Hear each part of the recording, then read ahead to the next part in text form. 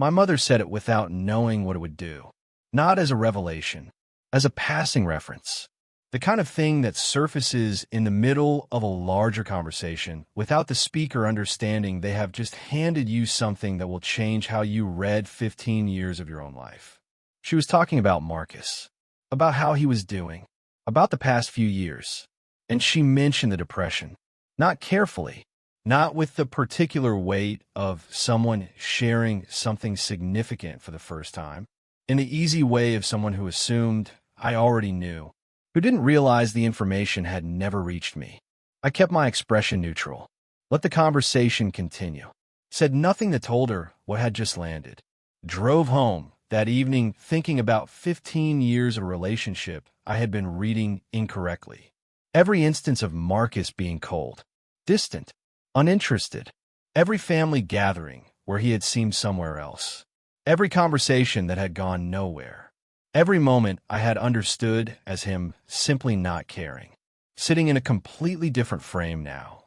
Not the frame of a brother who didn't care. The frame of a man who was drowning and had been trying not to pull anyone else under with him. I sent him a message that night. 3 sentences. What happened next I was not prepared for. But to understand why 3 sentences mattered so much, you need to know what 15 years had looked like between us. Marcus is 7 years older than me. That gap matters, not just as a number, as the specific texture of a sibling relationship where the older one is already formed by the time the younger one is old enough to understand what forming looks like. By the time I was paying attention to the family, reading its dynamics, understanding who the people in it were and how they related to each other, Marcus was already a teenager, already somewhere else in his development. Already inhabiting a version of himself that had been shaped by years I had not been present for. We did not have the close relationship that people imagine when they think of brothers. Not the kind built on shared rooms and shared games and the particular intimacy of 2 people navigating childhood together. He was already leaving childhood when I was entering it. Already moving toward the independence of adolescence while I was still figuring out the basics. The gap had always been there, but the gap alone did not explain what developed. What developed was a specific quality to his presence in the family, a distance that was not just the distance of age, something more deliberate, more consistent, more present in every interaction than a 7-year age gap alone could account for. He was not unkind. I want to say that clearly. He never said cruel things, never did anything that would have been legible as hostile. He was simply not there in the way that presence requires to be felt. He was in a room, but behind something, the specific quality of someone who has placed a distance between themselves and the people around them, and who is maintaining that distance with a consistency that tells you it is chosen, rather than accidental. I had read that consistency as disinterest, as the particular form of coldness that some people carry, who simply do not invest in relationships the way others do, who move through the world contained in themselves, without the particular warmth that makes other people feel included. I had told myself that was who Marcus was, and had adjusted accordingly, had stopped seeking the warmth that wasn't coming, had stopped trying to build something with someone who did not appear to want what I was offering. The resentment had built quietly, not explosively, in the slow way that resentment builds when the wound is not a single event, but an accumulation. When nobody does anything clearly wrong, when the harm isn't a pattern, the aggregate of all the occasions when someone who should have been interested in you is not. Family gatherings were the worst, not because anything bad happened, because they put the distance on display. In rooms full of people who were connected to each other, laughing and talking and generating the particular warmth of a family that functions. Marcus would be present, would participate in the surface version of the occasion, and would remain somehow outside it, even while sitting in the middle of it. I had watched him at those gatherings, trying to understand what I was reading, trying to locate the specific quality of his separateness, and arriving always at the same conclusion. He was there because he was supposed to be there, not because he wanted to be, Not because the people in the room produced anything in him that felt like connection, including me, especially me. I had stopped expecting anything different around my late 20s. Had made my peace with a brother who was a stranger, who occupied the family in a way that required nothing from me and offered nothing in return, and had got on with building a life that did not include him in any meaningful way. The family events continued. We were cordial, functioned correctly on the surface, and said nothing to each other that mattered. For 15 years, until a dinner, where my mother mentioned something in passing that she assumed I already knew. The dinner was a birthday occasion, one of the regular family gatherings, nothing that had announced itself as significant. The particular unremarkable quality of a family event that exists in the calendar as a fixture, that produces the same conversations in roughly the same configuration year after year. Marcus had been there, in the way he was always there, present on the surface, somewhere else underneath. He had left earlier than most people, the way he usually left, before the evening had fully concluded, with a brief goodbye that covered the exit without extending it. I had noted it without comment, filed it alongside everything else I had filed over 15 years, under the category of Marcus being Marcus. My mother and I were in the kitchen afterward, the particular domestic aftermath of a family gathering, putting things away, the quiet that settles after a room full of people has emptied. We were talking about something else entirely. The conversation moved through the ordinary channels of a mother and adult son catching up at the end of an evening. And then she mentioned Marcus, said he had seemed better lately, that the past few years had been difficult, that she was glad he was managing more consistently now. I made a sound of agreement, the automatic response of someone who is listening without having been given information that requires more than listening. And then she said it. She mentioned the depression, casually, with the specific ease of someone referring to something established, something both parties already know, something that has been the family's understanding for long enough that it no longer requires particular care in how it is introduced. I kept my expression neutral, asked a question that sounded like clarification, rather than the revelation it actually was. She elaborated, filled in what she thought were gaps in my existing knowledge rather than the full absence of any knowledge at all. The depression had been serious, had been running for years, had gone through particularly dark periods, during which Marcus had withdrawn from everyone, not just from me, from everyone he loved, deliberately, with the specific intention of someone who understood that he was not in a state to be around the people he cared about, who had made the choice to protect them from what he was experiencing, by keeping them at a distance that prevented them from seeing it. I sat with that while my mother continued talking, about the treatment, about the progress, about the periods of better and worse. All of it delivered in the comfortable tone of someone sharing information about a situation they have been living with for years, that has produced in them the particular practical familiarity of managed, ongoing difficulty. I nodded in the right places, said the right things, and drove home with everything she had said rearranging itself in my mind. Not the facts themselves, what the facts meant, because the facts changed everything. Not the history, not what had actually happened across 15 years. Those events were unchanged. What changed was what they had meant. The distance I had read as disinterest was not disinterest. The coldness I had read as not caring was not caring. The consistent withdrawal, the maintenance of something between us that prevented real contact, was not the expression of someone who did not want a relationship with me.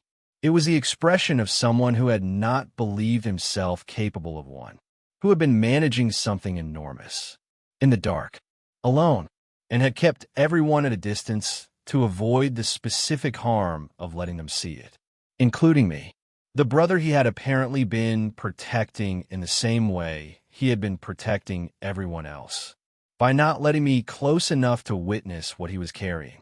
I sat in my flat that night, for a long time, sitting with 15 years of a story I had been telling myself, that had just turned out to be the wrong story. Not wrong about the events, wrong about what the events had meant, and the specific disorientation of understanding that the resentment you have been carrying has been aimed at something that was not what you thought it was. I spent 3 days with the information before I did anything with it.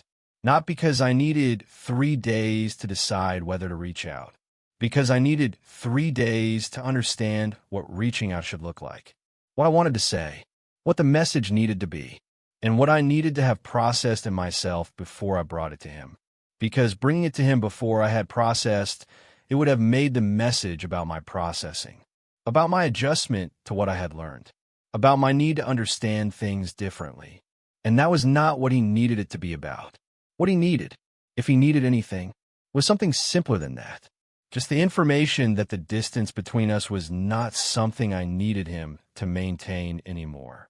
That whatever he had been protecting me from, he did not need to protect me from it alone.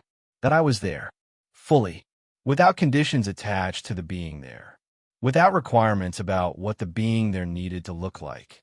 Just there. I thought about how the resentment felt now. In the light of what I knew, I had been carrying something for 15 years that had been aimed at a misunderstanding. The specific discomfort of that was its own kind of difficult. Not because the resentment had been wrong to feel. I had been working with the information I had.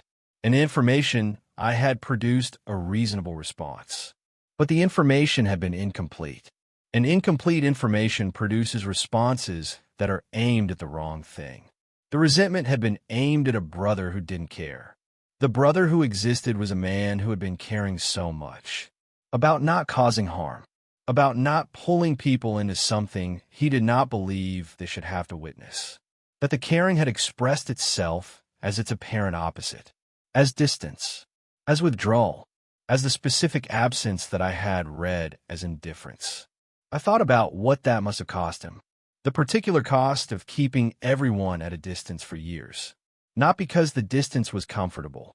Because he had decided it was necessary. The loneliness of that decision. Of being in a room full of people who loved you.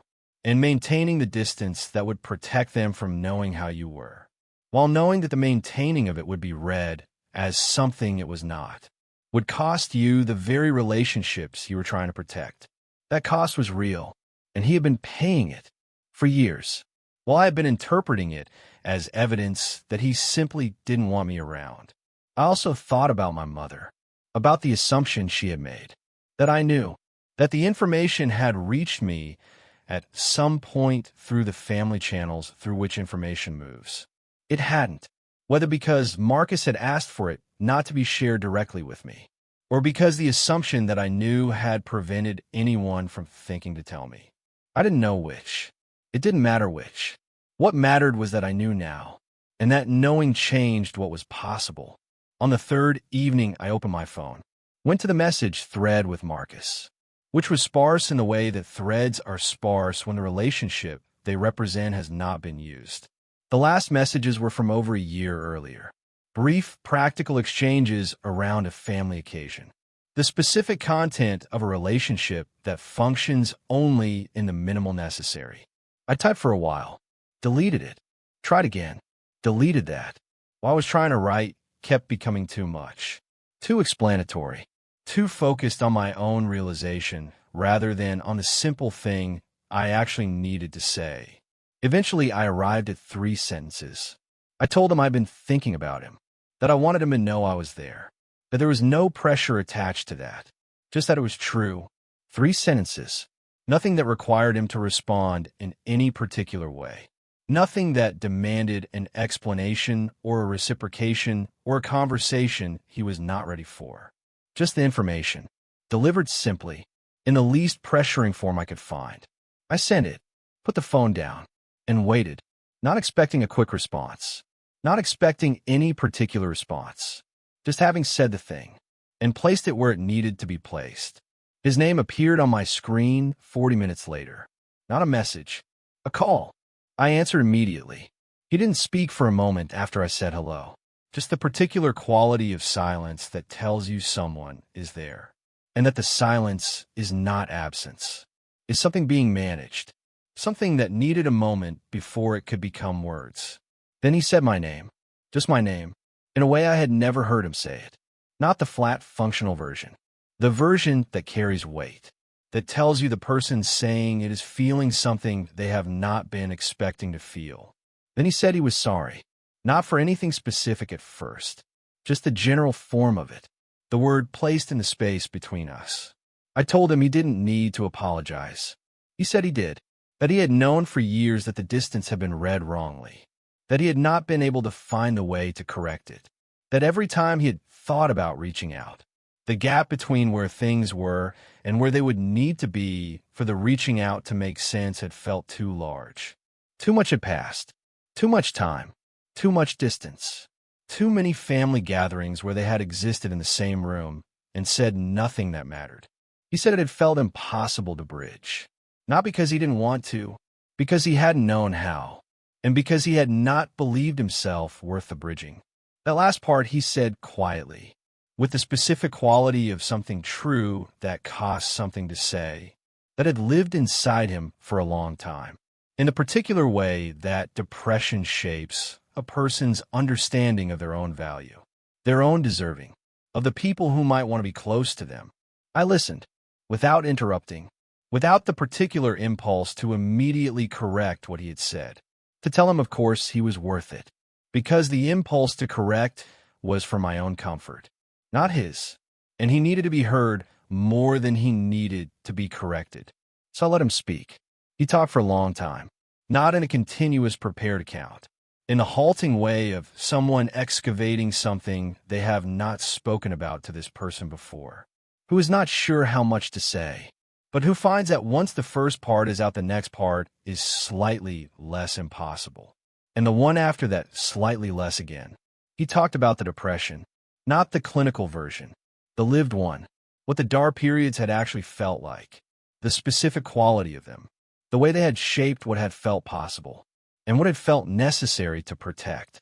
He said he had made a decision early in his illness, that he was not going to let it damage the people he loved, that he was not going to let them see it, was not going to make them carry the weight of witnessing it, was not going to be the thing that pulled them down. He said he had known the decision would be read the wrong way, had understood that from the beginning, that choosing the distance would look like not caring, but had told himself it was the right thing, that it was better for them to think he was cold than to know what cold was covering. I listened to all of it, felt the full weight of what he was describing, not just the depression itself, the specific architecture of his protection, the choice to absorb the cost of being misunderstood, rather than allow the alternative, which was being understood in a way that involved people he loved witnessing something he was not willing to put them through. There's a particular kind of love in that, misguided in specific ways, costly in ways he had not fully anticipated, but real. And I sat with the reality of it. The brother I had resented for 15 years for not caring, had been caring in the specific difficult way of someone who cares so much they remove themselves from your life to protect you from what caring for them might cost. I told him I understood, not as a quick closure of the conversation, as the genuine truth. I understood, not everything, not the full texture of what he had been living, but the logic of it, the specific architecture, the decision and its cost, and the fact that the cost had been real for both of us, in different ways, for the same reason. He was quiet again. Then he said he had read my message so many times before he called, had not expected a call, had intended to reply in writing, but had found he could not do it in writing. That writing felt too controlled, too managed, that this needed to be his voice, his actual voice, unmanaged, saying the thing directly. I told him I was glad he had called, said it simply, meant it entirely. We talked for 2 hours that first night, not continuously, with a particular rhythm of a conversation that covers significant ground in uneven bursts, long stretches and then pauses, pauses that were not uncomfortable, that had the quality of two people sitting with what has just been said before moving to the next thing. The conversation moved through different territories. The depression, not the clinical account, the lived one. He talked about what the worst periods had been like, about the specific ways the illness had shaped his decisions, his relationships, his sense of what he was capable of offering to other people. I listened more than I spoke, not because I had nothing to say, because what he was describing deserved to be received without too much interruption, without the particular impulse to respond immediately, to offer something, to fix something, which was not what the conversation needed. What it needed was someone who would stay in the discomfort of hearing difficult things, without rushing to make them easier. I had the instinct to rush, had to manage it, had to remind myself that the most useful thing I could offer was not reassurance. It was presence. The simple fact of being someone he could say these things to, who did not need the things to be smaller than they were. At some point, the conversation shifted from what had been to what was now. He was in treatment, had been for several years, consistently, with the specific commitment of someone who had decided to take their own situation seriously. Not because it was easy, because the alternative was not sustainable.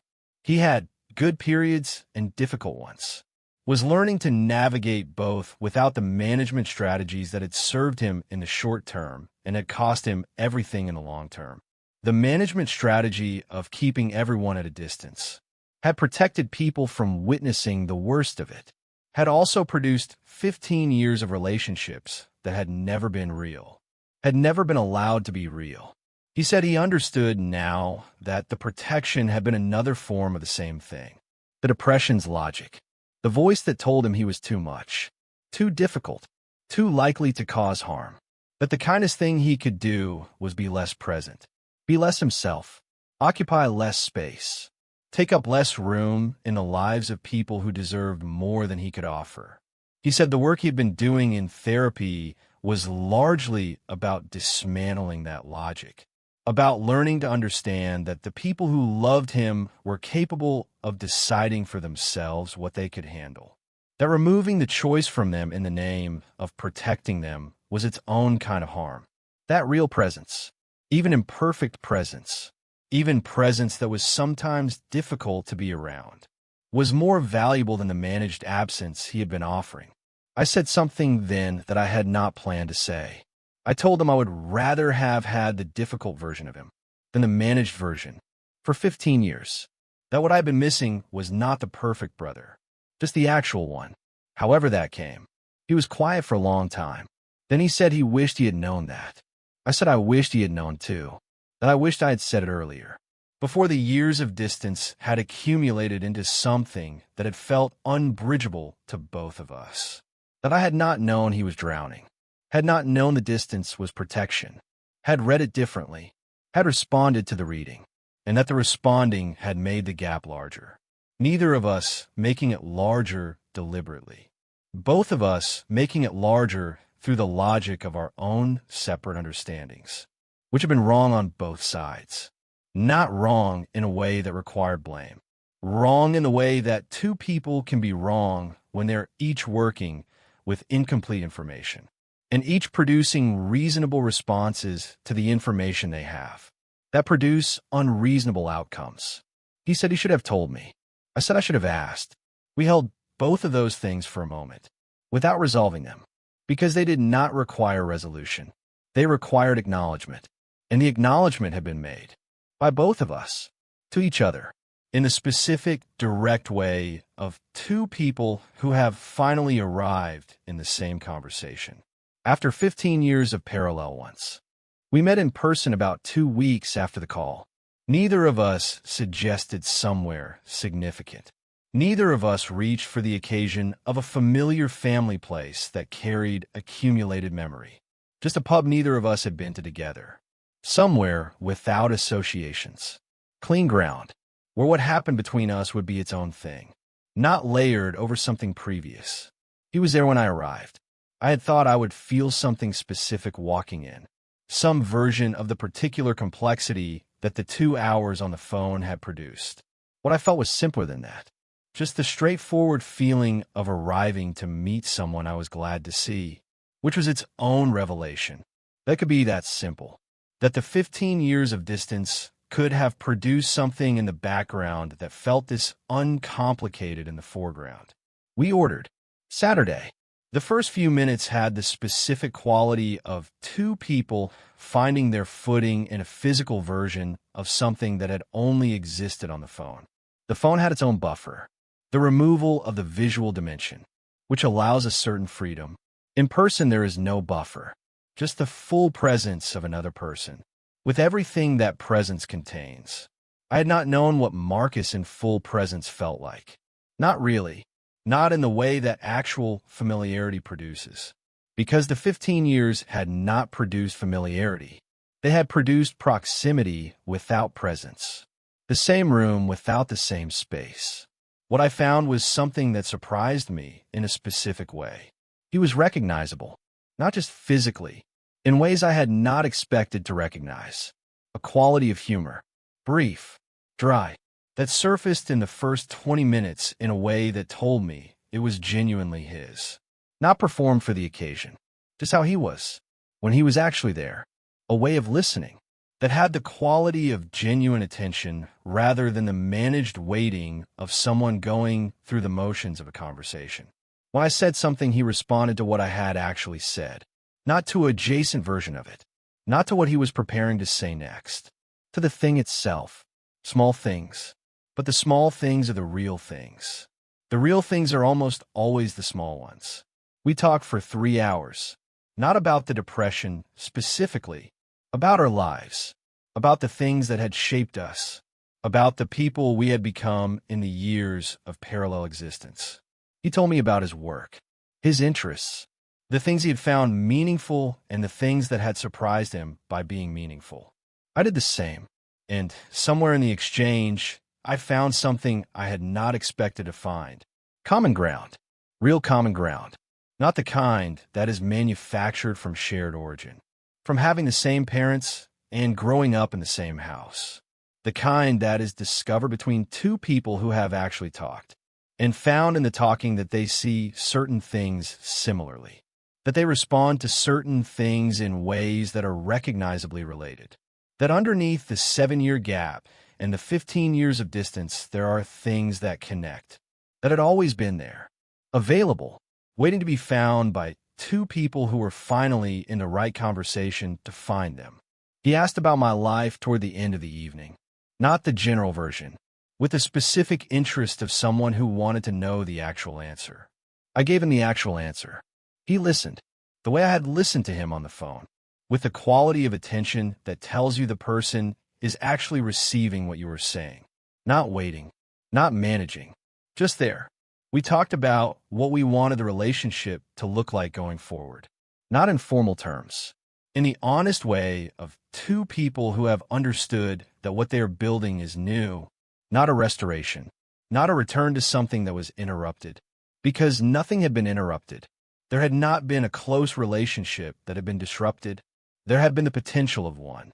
Sitting in the family for 15 years, waiting for the conditions that would make it possible. Those conditions had arrived, in the form of a conversation my mother had on a birthday evening, in the 3 sentences I had sent, in a phone call that had lasted 2 hours, and in a pub neither of us had been to together, where 2 brothers had found each other. For the first time, we have met regularly since then, not with the forced frequency of people trying to make up for lost time. With the natural rhythm of a relationship that has found its level, that exists because both people want it to exist, not because family obligation requires it, because the choice to be in each other's lives has been made, consciously, by both of them, and renewed in the ordinary way of any relationship that is actually real, through the consistent investment of time and attention and honesty. Marcus has his difficult periods still. He always will. The illness is managed, not resolved, and the management is ongoing. What is different is that the management no longer requires distance from me. He calls when it is hard, not to have me fix it, because being in contact with someone who knows and who is not going anywhere is its own form of support. The specific support of not being alone with something, even if the being together does not change the something. I have learned what my role is, not to make it better, not to offer solutions that do not exist, to be present, to not need his darkness to be smaller than it is, to hold the space for him to be as he actually is, without requiring the managed version. The brother I have now is not the brother I lost 15 years ago. He is something better than that. He is the actual person, with all of it intact. The humor and the intelligence and the quality of attention, and the depression and the history, and the specific way he has been shaped by everything he has been through. All of it, not edited, not protected from my view. Just him, choosing to be present, in the only way that presence means anything, the real way. Sometimes the people who seem the least interested in you are the ones trying hardest to protect you. And sometimes all it takes to find each other is one message and the willingness to finally be in the same conversation. If this story resonated with you, the misread distance, the message that arrived at the right moment, the relationship built from zero on honest ground, leave in the comments. I read every one, and the next story is already waiting for you.